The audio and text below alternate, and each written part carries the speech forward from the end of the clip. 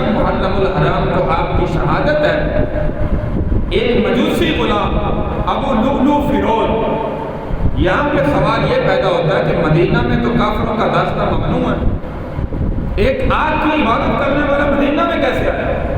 حضرت عمر رضی اللہ تعالیٰ پر حملہ کیسے ہو گیا؟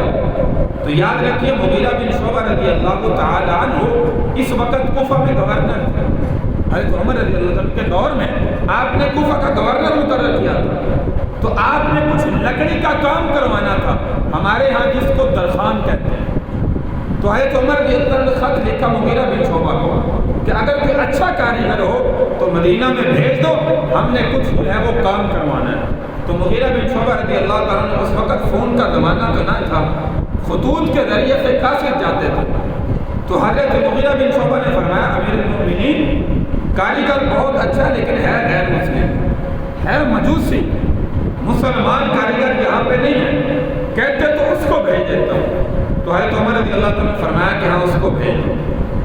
اب اس کے لیے مدینہ میں ایک جگہ خاص کی گئی کہ تم نے صرف اس جگہ پر رہنا ہے اور یہاں پہ جو کام کرنا ہے اپنا کام کرنا ہے، یہاں سے آگے جو ہے وہ ہمارے جو ہے وہ آس پاس بستیوں میں نہیں جانا، کیونکہ غیر مسلم کا داخلہ ممنوع تھا۔ تو اس نے کہا جی ٹھیک ہے۔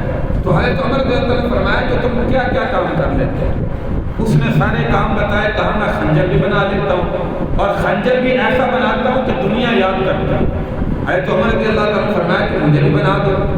کہنے لگا آپ کو ایسا خنجر بنا کے دوں گا کہ ساری دنیا قیامت تک جو ہے وہ یاد رکھے۔ حضرت عمر رضی اللہ تعالیٰ سمجھ گئے کہ مجھے موت کی دھمکی دے رہا ہے، قتل کی دھمکی دے رہا ہے۔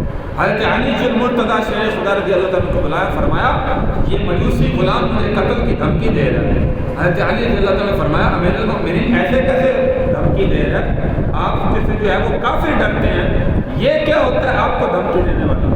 کہا مجھے اس کے جملوں سے ایسے لگا جیسے یہ مجھے دھمکی دے رہا ہے۔ امیر المؤمنین ابھی تک اس نے آپ پر کوئی حملہ نہیں کیا، ہم اس پر جو ہے وہ کیسے جو ہے وہ قانون نافذ کر سکتے؟ تو حضرت عمر نے فرمایا کہ بات تو تمہاری ٹھیک ہے۔ چند دن گزرے، نماز فجر کے اندر یہ غیر مسلم مجوسی ابو لؤلؤ فیروز نامی یہ چھپ کر جو ہے وہ منبر کے اندر بیٹھ گیا، محراب کے اندر۔ تو حضرت عمر رضی اللہ عنہ جیسے نماز پڑھانے کے لیے آئے، آپ نے نیت باندھی، تلاوت شروع فرمائی۔ اس مجوسی غلام نے وہ زہر آلود خنجر نعوذ باللہ حضرت عمر رضی اللہ تعالی عنہ کے پیٹ میں پیوست کر جس کی تاب نہ لاتے ہوئے آپ گئے اور پیچھے سے حضرت عبد الرحمن بن عوف رضی اللہ تعالی عنہ کو آگے مصلی پر کیا تاکہ نماز مکمل کر سکے۔ اب اس نے حملہ کر کے بھاگنے کی کوشش کی، لیکن آپ جانتے ہیں کہ وہ صحابہ کی صف تھی، صحابہ کندھے کے ساتھ کندھا ملا کر کھڑے ہوتے تھے، صحابہ کی صفوں سے کوئی نکل نہیں سکتا تھا۔ جب اس نے دیکھا کہ میں یہاں سے نکل نہیں سکتا، حالانکہ صحابہ تو پکڑ بھی نہیں رہے نماز میں، لیکن نکل نہیں سکتا تھا، جب نہ نکل سکا تو خنجر سے صحابہ پر حملہ کرنا شروع کیا، کہ جو سامنے آئے اس پر حملہ کرتا ہوا نکلنے کی کوشش کی۔ کچھ صحابہ جو تاخیر سے آئے، انہوں نے جب یہ معاملہ دماغ میں دیکھا اس کو بھاگتے ہوئے، تو جب اس نے جو ہے وہ دیکھا کہ مجھے پکڑ رہے ہیں، وہی خنجر اپنے پیٹ میں مارا اور خود وہاں پہ جہنم نصیب ہوئی۔ نماز مکمل ہوئی، حضرت عمر بن خطاب رضی اللہ تعالیٰ نے فرمایا فوراً دیکھو کہ مجھے قتل کرنے والا کون ہے۔ سب نے دیکھا، کہا امیر المؤمنین وہی مجوسی غلام جس کو آپ نے بلایا تھا۔ کہا میں کہتا تھا کہ اس نے مجھے قتل کی دھمکی دی ہے۔ فرمایا اللہ تیری ذات کا شکر ہے، تو نے میری دعا کو قبول فرمایا۔ اللہم ارزقنی شہادۃ فی سبیلک واجعل موتی فی بلد رسول اللہ صلی اللہ علیہ وسلم۔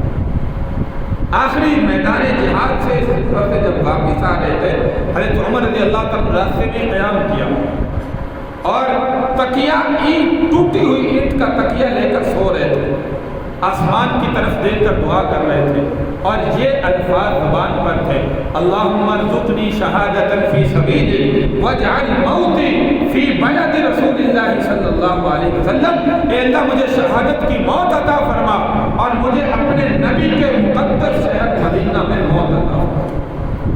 یا اللہ تیری ذات کا شکر ہے،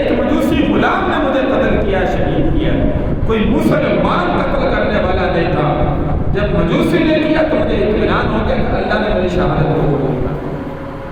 تو اب یہ 26 یا 27 کو حملہ ہوا، یکم محرم الحرام کو آپ جام شہادت نوش کر گئے۔ کوئی بھی چیز پلاتے تھے وہ اس راستے سے، زخم کے راستے سے باہر نکل جاتی تھی۔ شہد پلاتے، دودھ پلاتے، اسی اسنا میں یاد رکھیں جو 2-3 دن گزرے ہیں امیر المؤمنین نے ایک نماز بھی نہیں چھوڑی۔